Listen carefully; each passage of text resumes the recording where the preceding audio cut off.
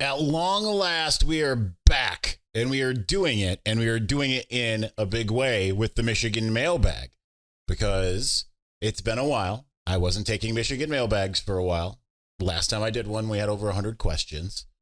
This one's a little bit more manageable, but we are splitting it in two. This is one of two. So we're going to return as such on this episode of Locked On Wolverines. You are Locked On Wolverines, your daily podcast on the Michigan Wolverines, part of the Locked On Podcast Network.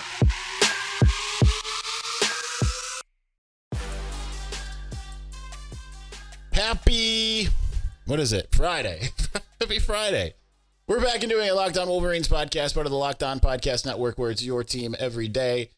I'm your man on the ground, Isaiah Hole, publisher of Wolverines Wire through USA Today Sports Media Group. I meant to take 1 or 2 days off. I did not mean to take yesterday. And that happened due to, which we'll talk about in the mid-section here, about me competing in a wings contest for charity, right? 8 to 10 wings that I can only describe being is in a soup of blazing sauce at Buffalo Wild Wings. But there was a Michigan player there. Another one donated. I'm going to get into all of that in segment 2. But we are going to get to your questions.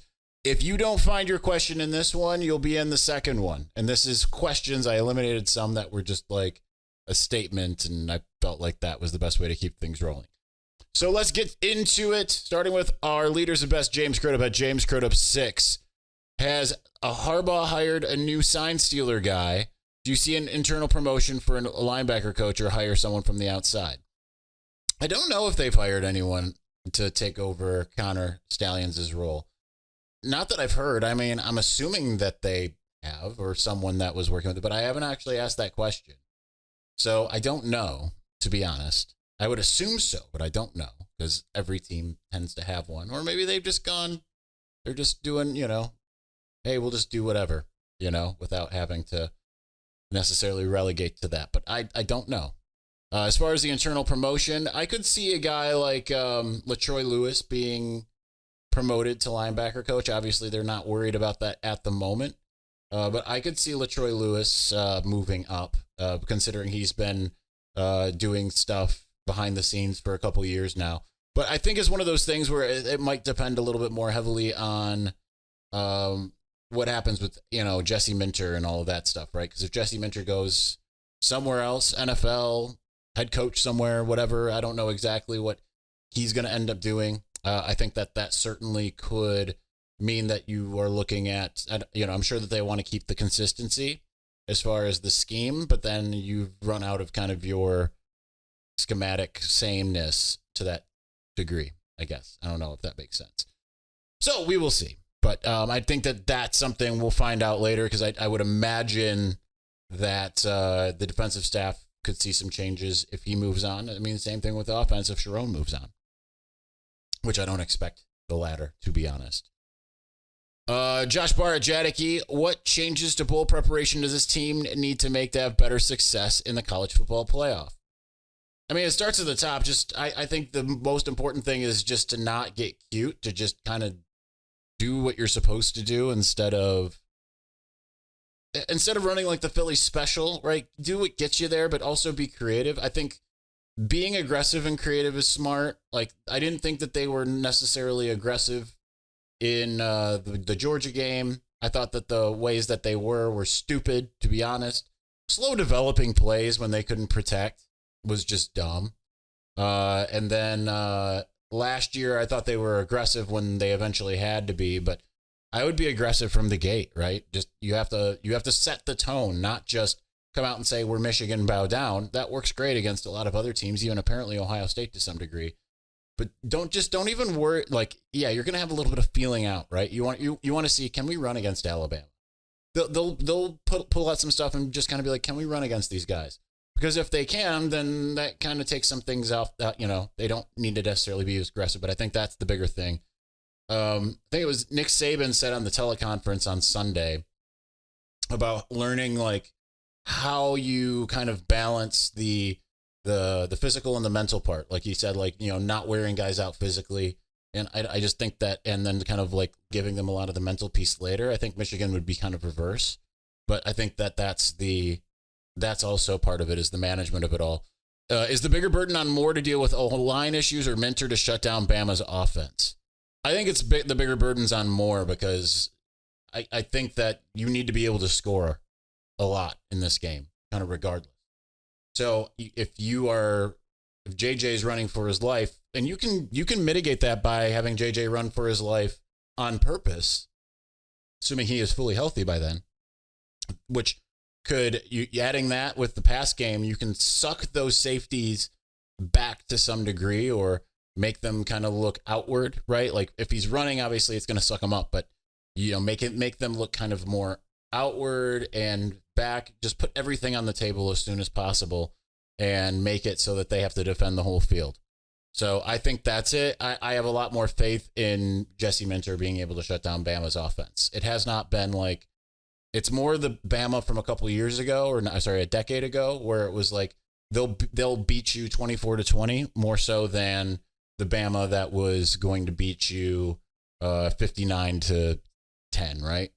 So there's that. My brother in metal, Michael Wolf at MWolf21. Everyone seems to be talking about Saban having a month to prepare for Michigan. What's your thoughts on Michigan having a month to prepare for Bama? Because here's the thing. 2019, I don't think we really saw anything special from Alabama. I remember talking the day after the game to Chris Hinton, and I was like, this was just coming off of his freshman year, and I was like, how was it? Especially knowing Bama's vaunted offensive line at that moment. And he's like, honestly, it didn't really seem any different from playing any other team we've played. It didn't really seem like it was that like crazy or anything. So I guess the hope would be it would be kind of the same thing, right? I mean, you've got bunch of athletes. They're not going to look at Alabama as being a scary proposition. But I don't know yet about like the having a month to prepare, because we haven't yet seen Jim Harbaugh use that to his advantage yet, per se. Now, it's not just him. It's like unfair to sit there and say, oh, they're 1-7 or whatever in the postseason. 1-6 or whatever it is, because when you look at it going kind of chronologically, they really wanted to win the first one, and they did. The second one, no one wanted to be there. They thought they were going to be in the playoff, and then they weren't. JT was short and all that. The third one, they didn't want to be there, and they certainly had a big lead, a 19-point lead on South Carolina before they decided to give up halfway through the game and let them come back. 2018, they thought they were going to be in the playoff, didn't want to play Florida for the third time in 4 or 5 years. 2019, they were excited to play Alabama. Alabama was just better. 2021, they were obviously excited to play Georgia, but Georgia was just better. Plus, they were just happy to be there. Last year, they were overconfident and still could have won the game if it wasn't for 2 pick sixes. So it's, I think that covers everything. Jimmy Whitner 1, who are your offensive and defensive? I'm assuming that's supposed to be MVP, also freshman of the year. Defensive is easily Mikey Sainer still. Offensive, I'd probably go with JJ. I think JJ's been mostly very, very, very good. Obviously, he's had his moments, and last month it hasn't necessarily been as emphatic, but it would be him. Freshman of the year would go to Samaj Morgan. I really want to hear that guy talk more often than not. He is amazing. Number 2, what is the biggest portal need? Maybe running back, although Jordan Marshall could spell that. Obviously, they're looking. Also, maybe quarterback. We'll get to that later. I also would say, while I think that there's a lot of really good defensive backs, I'm actually going to shy away from defensive back. I think they've got a lot of guys that could really step up there. Edge rusher would be the next part, I think. Maybe. I don't know. Really, it's just those two to me. It's all going to depend on who they're going to lose, right? And that's kind of some of the things that we don't know. Does JJ come back? Does Donovan Edwards come back? Does AJ Barner come back?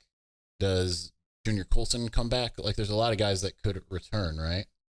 So that's kind of the big thing.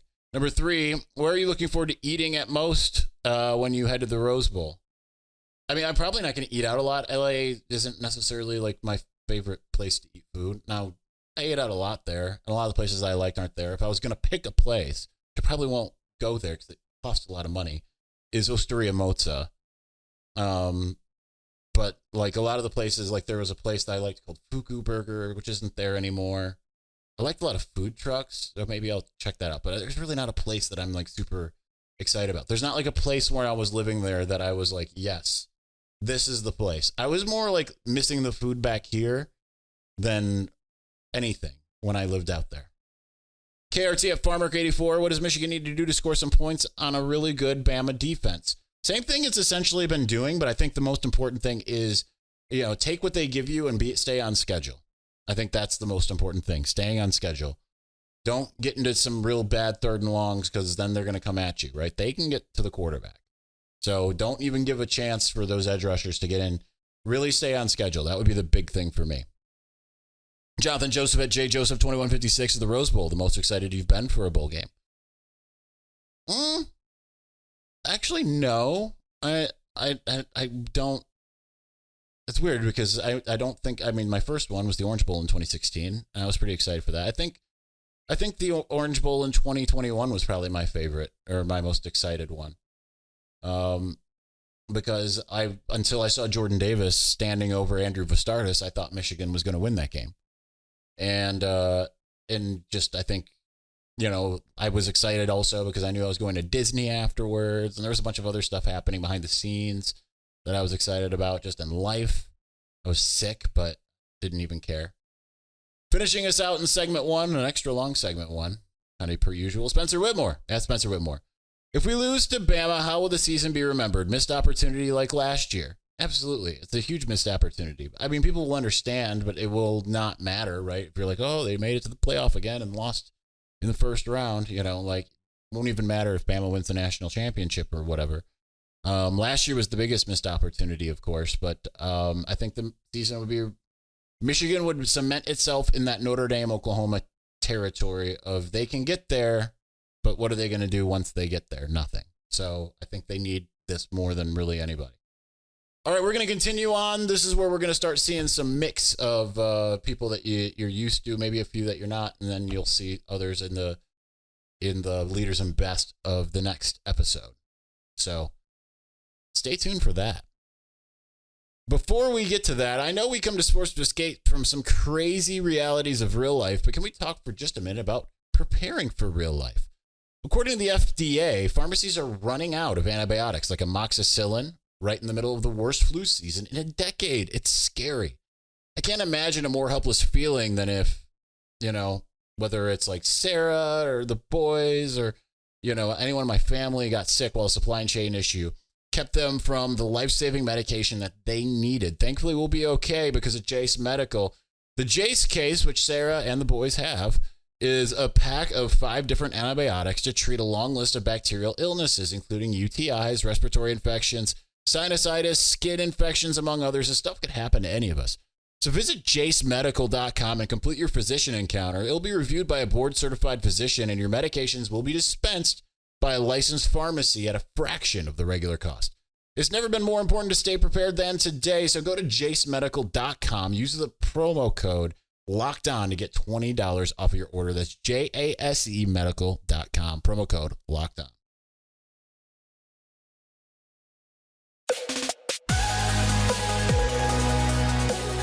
So many questions, so little time.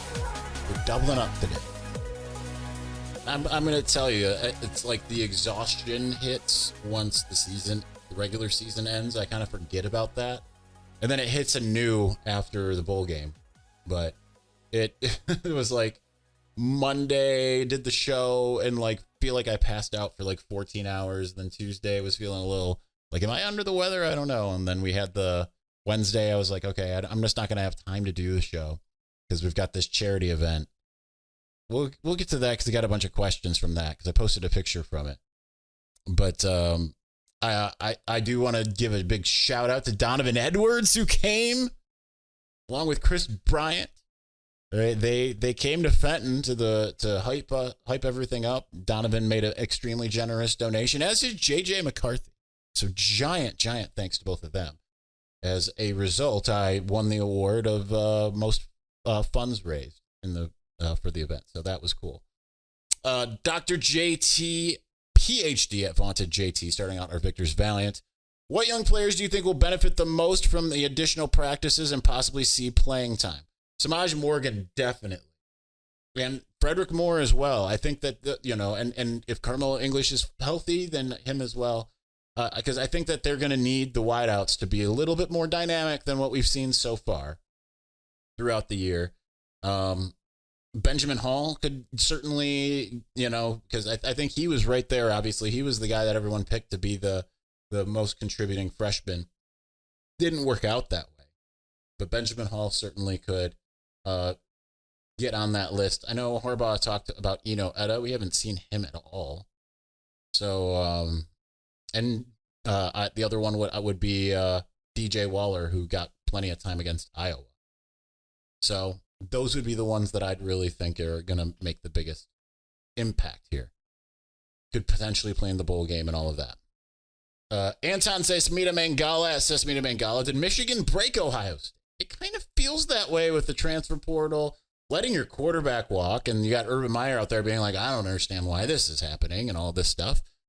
That is just, it's wild when you see, and I understand they're going to sit there and say, oh, they weren't even our starters, but you're losing so many of your starters to the NFL too, and they're really hopeful Travion Henderson and Marvin Harrison come back. Maybe not. I highly doubt Marvin Harrison will. That just feels like one of those ones that you hear like, yeah, he's coming back, and then turns out, oh, he's not. Because he's probably at worst like the number 3 pick overall in the draft, right? Like that's just life-changing money, and I know he comes from life-changing money anyway because his dad.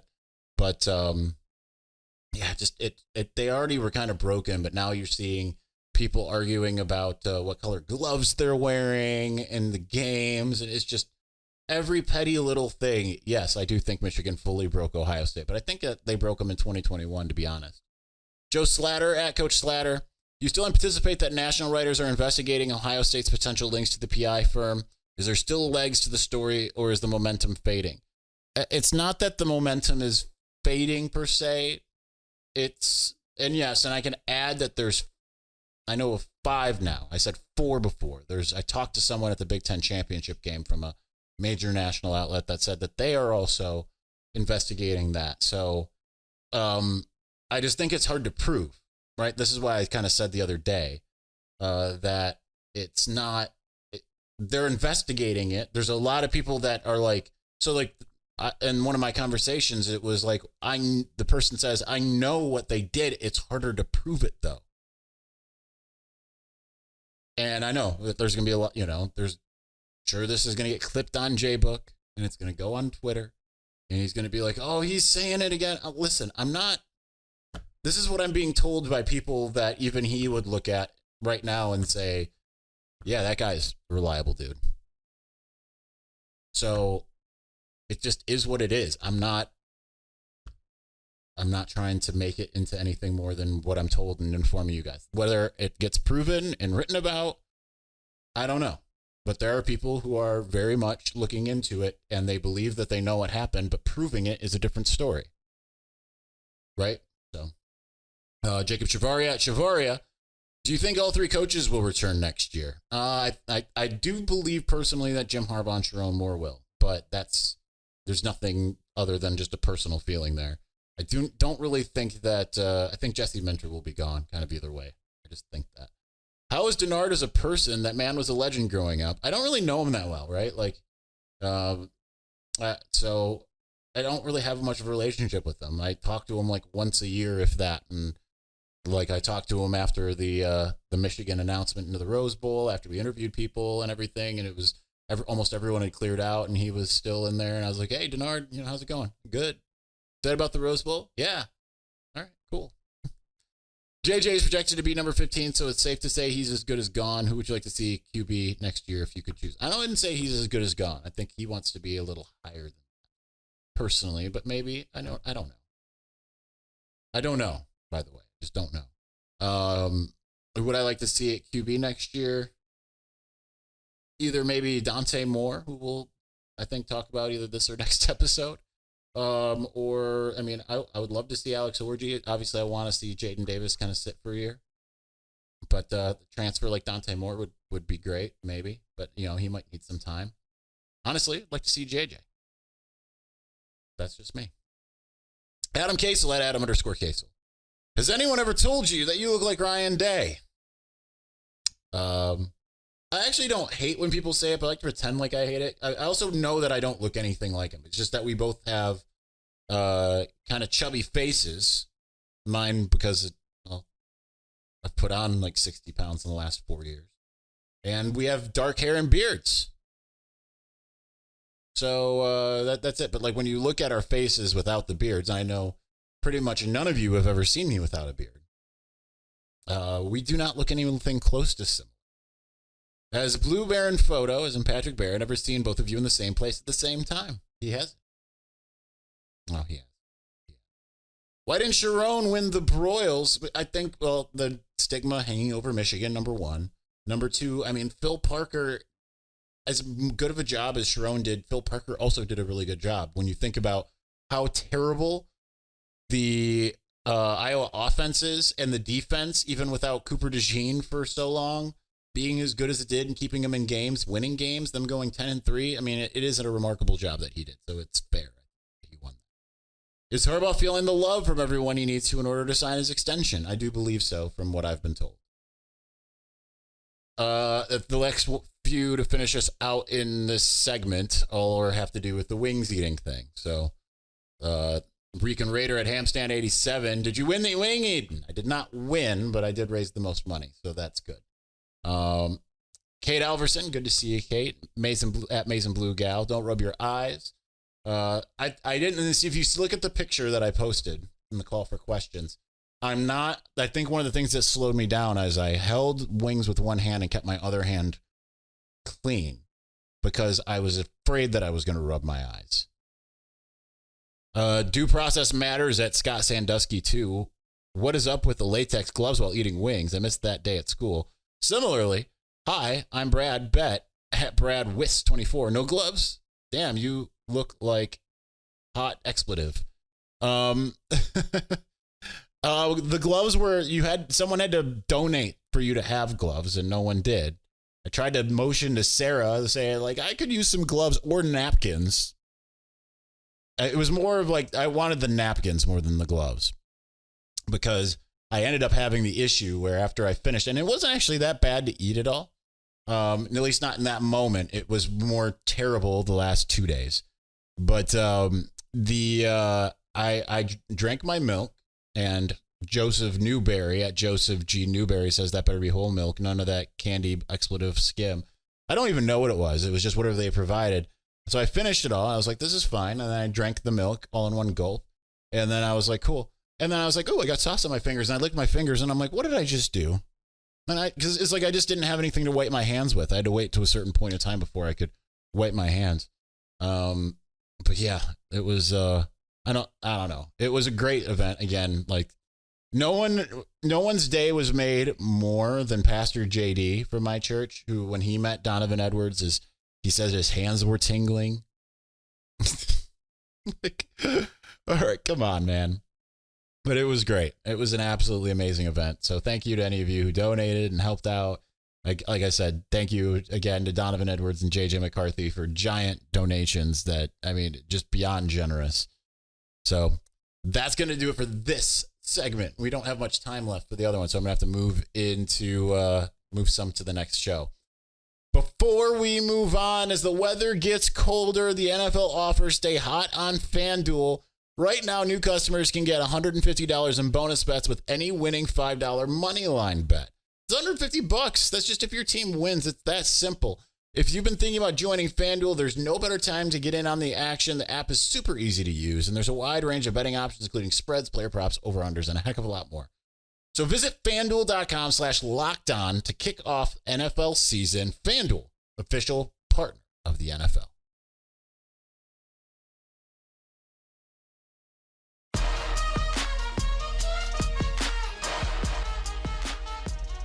All right. I'm going to move a couple of these people to the next show.